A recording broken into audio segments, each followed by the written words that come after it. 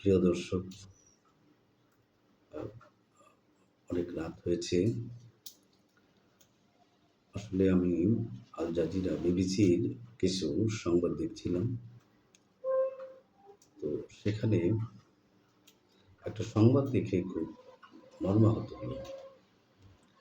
আসলে আমরা এই মানব জাতি কি ডাইনোসরের মতো বিলুপ্ত হয়ে যাব? আমরা কি ধীরে ধীরে সেদিকে এগোচ্ছি যে মানব জাতিটা একদিন ডাইনোসরের মতো বিলুপ্ত হয়ে যাবে? কথাটা এই কারণে বললাম, দেখেন যে যুক্তরাষ্ট্র এবং ইসরায়েল উভয় মিলে প্রায় ১ মাসের অধিক সময় হয়ে গেল। তো ইরানের সামরিক স্থাপনায় হামলা চালিয়ে আসছে। কিন্তু ইরানকে তারা কোনোভাবেই কাবু করতে পারেনি। এখন আজকে দেখলাম, যতটুকু আল জাজিরা বিবিসিতে দেখলাম, যে ডোনাল্ড ট্রাম্প বলেছেন যে একটি সিভিলাইজেশনকে ধ্বংস করে দেওয়া হবে। এখন এই সিভিলাইজেশন বলতে উনি অর্থাৎ সেই পারস্য যে সভ্যতা সেটা বুঝিয়েছেন এবং ইরানকে বুঝিয়েছেন, সেটা বুঝতে অসুবিধা হওয়ার কথা না। দেখুন, সবকিছুর একটা নিয়ম আছে।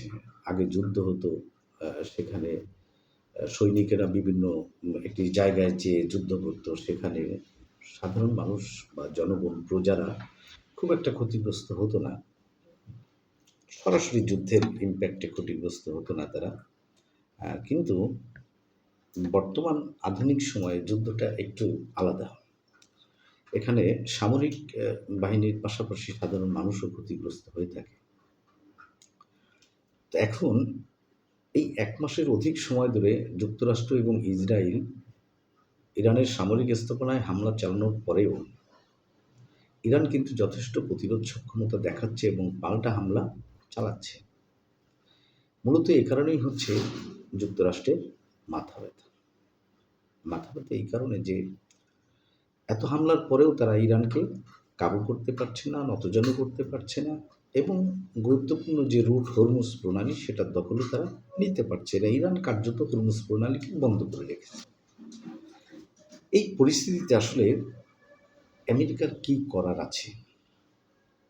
আমেরিকা আরও কিছুদিন বিমান হামলা চালাতে পারে, যৌথভাবে ইসরায়েলের সঙ্গে মিলে হামলা চালাতে পারে, আরও শত শত মিসাইল মারতে পারে ইরানে, কিন্তু তাতে যুদ্ধের পরিসমাপ্তি হবে না।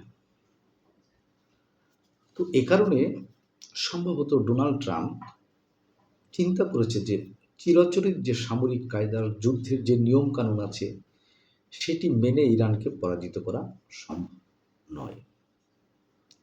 এ কারণে উনি পুরো সভ্যতাটাকে ধ্বংস করার একটা হুমকি দিয়েছেন। এবং তার পরপরই আমি যতটা নিউজ দেখলাম আল জাজিরা এবং বিবিসিতে যেগুলো দেখলাম, যে আমেরিকা এবং ইসরায়েল যৌথভাবে আপনার হচ্ছে ইরানের যে অবকাঠামোগুলো আছে, পাবলিক প্রপার্টিসগুলো আছে, তাই না?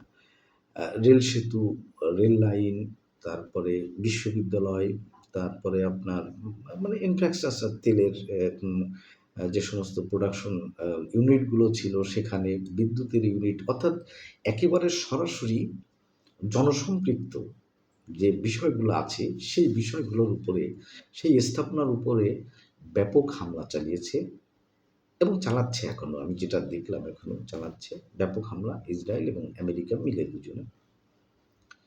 তো আসলে এই হামলার মাধ্যমে হলো কি, যুক্তরাষ্ট্র এবং ইসরায়েলের একটি সামরিক পরাজয় ঘটে গেল। সামরিক পরাজয়টা কীরকম? যে ইরানের সামরিক শক্তিকে, যুদ্ধে তো প্রথমে সামরিক শক্তিকেই ধ্বংস করে দেওয়া হয় বিপক্ষের শক্তির। তো তারা B-2 বোম্বার থেকে শুরু করে, ইরানের পারমাণবিক স্থাপনা থেকে শুরু করে, তাদের গোয়েন্দা প্রধান, সামরিক বাহিনীর প্রধান সহ অনেককে হত্যা করেছে এবং সামরিক স্থাপনা বহু ধ্বংস করেছে। কিন্তু আসলে কি তাতে ইরানের সামরিক সক্ষমতা কমেছে বলে মনে হয়নি। অর্থাৎ যুক্তরাষ্ট্র এবং ইসরায়েল তারা প্রাথমিক লক্ষ্যে পৌঁছাতে ব্যর্থ হয়েছে। ইরানের সামরিক শক্তিকে তারা ধ্বংস করতে পারেনি। এটি প্রমাণিত।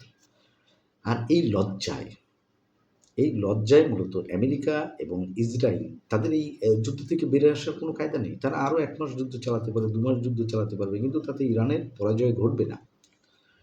এই লজ্জা থেকে বাঁচার জন্য এই ডোনাল্ড ট্রাম্প এবং নেতানিয়াহু এই দুজন মিলে এখন দিক-বিদিক জ্ঞানশূন্য হয়ে তারা ইরানের এই যে সাধারণ জনগণের যে সম্পদ, বেসামরিক যে স্থাপনা, এগুলোতে তারা হামলা চালাচ্ছে দিক-বিদিক হয়ে কোনো কাণ্ডজ্ঞান ছাড়াই আর কোনো পথ খুঁজে না পেয়ে। যাতে করে হয় কি যে একেবারে ইরানের যে সাধারণ মানুষগুলো সরাসরি এফেক্টেড হবে যুদ্ধে।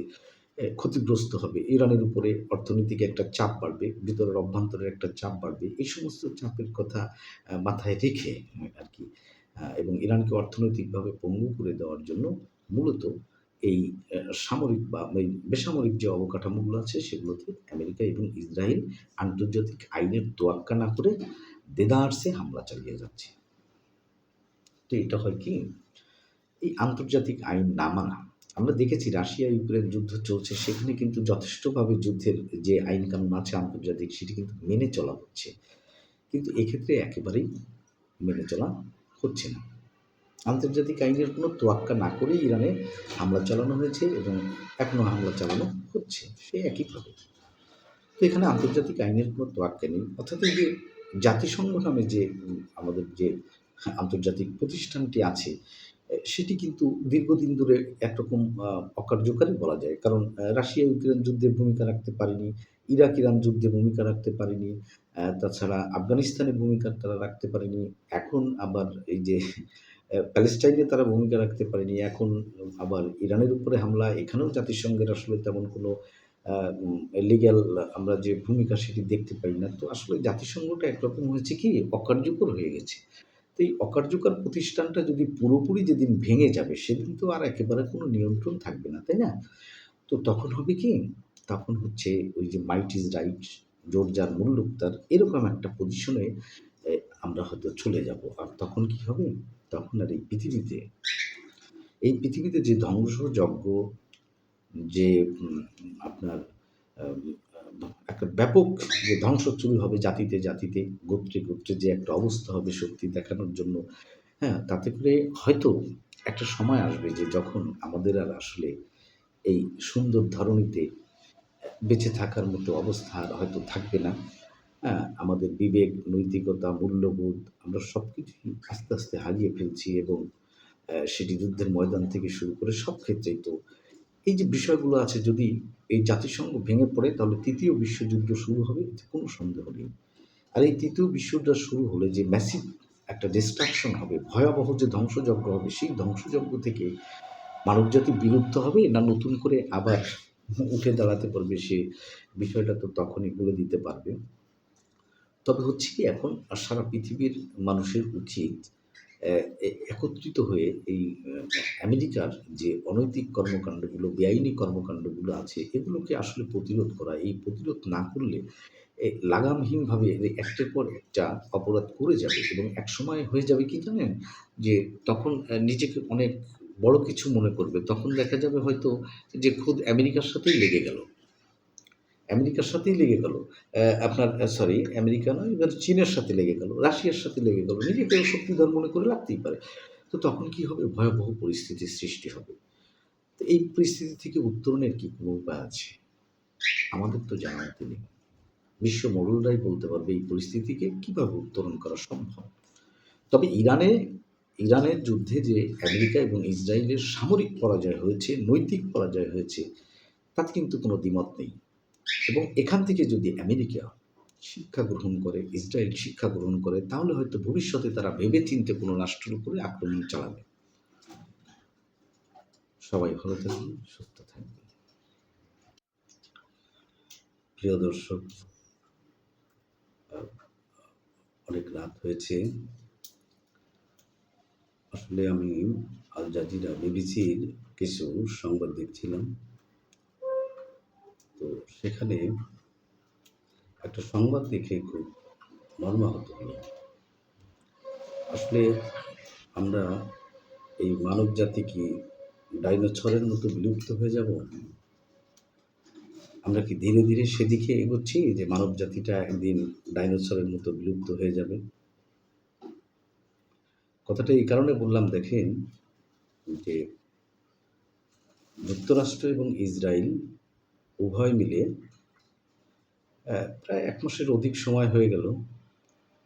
তো ইরানের সামরিক স্থাপনায় হামলা চালিয়ে আসছে। কিন্তু ইরানকে তারা কোনোভাবেই কাবু করতে পারেনি। এখন আজকে দেখলাম, যতটুকু আল জাজিরা, বিবিসিতে দেখলাম যে ডোনাল্ড ট্রাম্প বলেছেন যে একটি সিভিলাইজেশনকে ধ্বংস করে দেওয়া হবে। এখন এই সিভিলাইজেশন বলতে উনি অর্থাৎ সেই পারস্য যে সভ্যতা সেটা বুঝিয়েছেন এবং ইরানকে বুঝিয়েছেন, সেটা বুঝতে অসুবিধা হওয়ার কথা না। দেখুন, সবকিছুর একটা নিয়ম আছে। আগে যুদ্ধ হতো, সেখানে সৈনিকেরা বিভিন্ন একটি জায়গায় যেয়ে যুদ্ধ করতো। সেখানে সাধারণ মানুষ বা জনগণ, প্রজারা খুব একটা ক্ষতিগ্রস্ত হতো না। সরাসরি যুদ্ধের ইমপ্যাক্টে ক্ষতিগ্রস্ত হতো না তারা। কিন্তু বর্তমান আধুনিক সময়ে যুদ্ধটা একটু আলাদা। এখানে সামরিক বাহিনীর পাশাপাশি সাধারণ মানুষও ক্ষতিগ্রস্ত হয়ে থাকে। তো এখন এই ১ মাসের অধিক সময় ধরে যুক্তরাষ্ট্র এবং ইসরায়েল ইরানের সামরিক স্থাপনায় হামলা চালানোর পরেও ইরান কিন্তু যথেষ্ট প্রতিরোধ সক্ষমতা দেখাচ্ছে এবং পাল্টা হামলা চালাচ্ছে। মূলত এ কারণেই হচ্ছে যুক্তরাষ্ট্রের মাথা ব্যথা। মাথা ব্যথা এই কারণে যে এত হামলার পরেও তারা ইরানকে কাবু করতে পারছে না, নতজানু করতে পারছে না এবং গুরুত্বপূর্ণ যে রুট হরমুজ প্রণালী সেটার দখলও তারা নিতে পারছে না। ইরান কার্যত হরমুজ প্রণালীকে বন্ধ করে রেখেছে। এই পরিস্থিতিতে আসলে আমেরিকার কী করার আছে? আমেরিকা আরও কিছুদিন বিমান হামলা চালাতে পারে, যৌথভাবে ইসরায়েলের সঙ্গে মিলে হামলা চালাতে পারে, আরও শত শত মিসাইল মারতে পারে ইরানে, কিন্তু তাতে যুদ্ধের পরিসমাপ্তি হবে না। তো এ কারণে সম্ভবত ডোনাল্ড ট্রাম্প চিন্তা করেছে যে চিরাচরিত যে সামরিক কায়দার যুদ্ধের যে নিয়মকানুন আছে সেটি মেনে ইরানকে পরাজিত করা সম্ভব নয়। এ কারণে উনি পুরো সভ্যতাটাকে ধ্বংস করার একটা হুমকি দিয়েছেন। এবং তার পরপরই আমি যতটা নিউজ দেখলাম আল জাজিরা এবং বিবিসিতে যেগুলো দেখলাম যে আমেরিকা এবং ইসরায়েল যৌথভাবে আপনার হচ্ছে ইরানের যে অবকাঠামোগুলো আছে, পাবলিক প্রপার্টিসগুলো আছে, তাই না?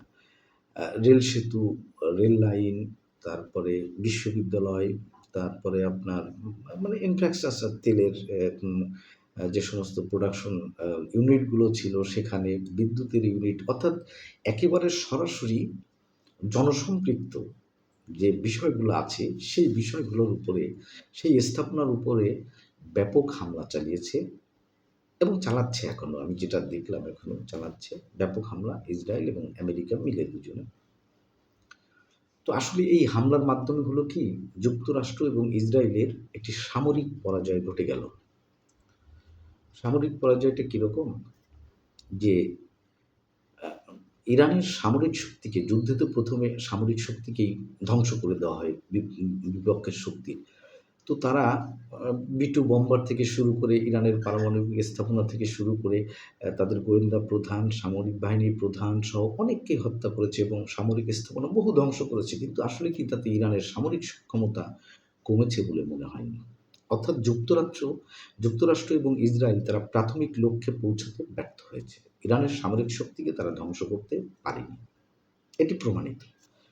আর এই লজ্জায় মূলত আমেরিকা এবং ইসরায়েল তাদের এই যুদ্ধ থেকে বেরিয়ে আসার কোনো কায়দা নেই। তারা আরও ১ মাস যুদ্ধ চালাতে পারে, ২ মাস যুদ্ধ চালাতে পারবে, কিন্তু তাতে ইরানের পরাজয় ঘটবে না। এই লজ্জা থেকে বাঁচার জন্য এই ডোনাল্ড ট্রাম্প এবং নেতানিয়াহু এই দুজন মিলে এখন দিক-বিদিক জ্ঞানশূন্য হয়ে তারা ইরানের এই যে সাধারণ জনগণের যে সম্পদ, বেসামরিক যে স্থাপনা, এগুলোতে তারা হামলা চালাচ্ছে দিক-বিদিক হয়ে, কোনো কাণ্ডজ্ঞান ছাড়াই, আর কোনো পথ খুঁজে না পেয়ে। যাতে করে হয় কি যে একেবারে ইরানের যে সাধারণ মানুষগুলো সরাসরি অ্যাফেক্টেড হবে যুদ্ধে। ক্ষতিগ্রস্ত হবে। ইরানের উপরে অর্থনৈতিক একটা চাপ বাড়বে, ভিতরের অভ্যন্তরের একটা চাপ বাড়বে। এই সমস্ত চাপের কথা মাথায় রেখে আরকি এবং ইরানকে অর্থনৈতিকভাবে পঙ্গু করে দেওয়ার জন্য মূলত এই সামরিক বা এই বেসামরিক যে অবকাঠামোগুলো আছে সেগুলোতে আমেরিকা এবং ইসরায়েল আন্তর্জাতিক আইনের তোয়াক্কা না করে দেদারসে হামলা চালিয়ে যাচ্ছে। তো এটা হয় কি? এই আন্তর্জাতিক আইন না মানা। আমরা দেখেছি রাশিয়া ইউক্রেন যুদ্ধ চলছে, সেখানে কিন্তু যথেষ্টভাবে যুদ্ধের যে আইন কানুন আছে আন্তর্জাতিক সেটি কিন্তু মেনে চলা হচ্ছে। কিন্তু এক্ষেত্রে একেবারেই মেনে চলা হচ্ছে না। আন্তর্জাতিক আইনের কোনো তোয়াক্কা না করেই ইরানে হামলা চালানো হয়েছে এবং এখনো হামলা চালানো হচ্ছে সেই একইভাবে। তো এখানে আন্তর্জাতিক আইনের কোনো তোয়াক্কা নেই। অর্থাৎ এই যে জাতিসংঘ নামে যে আমাদের যে আন্তর্জাতিক প্রতিষ্ঠানটি আছে সেটি কিন্তু দীর্ঘদিন ধরে একরকম অকার্যকারী বলা যায়। কারণ রাশিয়া ইউক্রেন যুদ্ধে ভূমিকা রাখতে পারেনি, ইরাক ইরান যুদ্ধে ভূমিকা রাখতে পারেনি, তাছাড়া আফগানিস্তানে ভূমিকা তারা রাখতে পারেনি। এখন আবার এই যে প্যালেস্টাইনে তারা ভূমিকা রাখতে পারেনি। এখন আবার ইরানের উপরে হামলা, এখানেও জাতিসংঘের আসলে তেমন কোনো আ উম লিগ্যাল আমরা যে ভূমিকা সেটি দেখতে পাই না। তো আসলে জাতিসংঘটা একরকম হয়েছে কি অকার্যকর হয়ে গেছে। তো এই অকার্যকর প্রতিষ্ঠানটা যদি পুরোপুরি যেদিন ভেঙে যাবে সেদিন তো আর একেবারে কোনো নিয়ন্ত্রণ থাকবে না, তাই না? তো তখন হবে কি? তখন হচ্ছে ওই যে মাইট ইস রাইট, জোর যার মুল্লুক তার, এরকম একটা পজিশনে এ আমরা হয়তো চলে যাব। আর তখন কি হবে? তখন আর এই পৃথিবীতে যে ধ্বংসযজ্ঞ, যে আপনার আম একটা ব্যাপক যে ধ্বংস শুরু হবে জাতিতে, জাতিতে, গোত্রে, গোত্রে যে একটা অবস্থা হবে শক্তি দেখানোর জন্য, হ্যাঁ? তাতে করে হয়তো একটা সময় আসবে যে যখন আমাদের আর আসলে এই সুন্দর ধরণীতে বেঁচে থাকার মতো অবস্থা আর হয়তো থাকবে না। হ্যাঁ? আমাদের বিবেক, নৈতিকতা, মূল্যবোধ আমরা সবকিছুই আস্তে, আস্তে হারিয়ে ফেলছি এবং সেটি যুদ্ধের ময়দান থেকে শুরু করে সব ক্ষেত্রেই তো এই যে বিষয়গুলো আছে যদি এই জাতিসংঘ ভেঙে পড়ে তাহলে ৩য় বিশ্বযুদ্ধ শুরু হবে এতে কোনো সন্দেহ নেই। আর এই ৩য় বিশ্বযুদ্ধ শুরু হলে যে ম্যাসিভ একটা ডিস্ট্রাকশন হবে, ভয়াবহ যে ধ্বংসযজ্ঞ হবে সেই ধ্বংসযজ্ঞ থেকে মানবজাতি বিলুপ্ত হবে না নতুন করে আবার উঠে দাঁড়াতে পারবে সে বিষয়টা তো তখনই বলে দিতে পারবে। তবে হচ্ছে কি এখন সারা পৃথিবীর মানুষের উচিত অ্যা একত্রিত হয়ে এই আমেরিকার যে অনৈতিক কর্মকাণ্ডগুলো, বেআইনি কর্মকাণ্ডগুলো আছে এগুলোকে আসলে প্রতিরোধ করা। এই প্রতিরোধ না করলে লাগামহীনভাবে একটার পর একটা অপরাধ করে যাবে এবং একসময় হয়ে যাবে কি জানেন? যে তখন নিজেকে অনেক বড় কিছু মনে করবে। তখন দেখা যাবে হয়তো যে খোদ আমেরিকার সাথেই লেগে গেল। আমেরিকার সাথেই লেগে গেল। আপনার সরি আমেরিকা নয়, এবার চীনের সাথে লেগে গেল, রাশিয়ার সাথে লেগে গেল। নিজেকে শক্তিধর মনে করে লাগতেই পারে। তো তখন কি হবে? ভয়াবহ পরিস্থিতির সৃষ্টি হবে। তো এই পরিস্থিতি থেকে উত্তরণের কি কোনো উপায় আছে?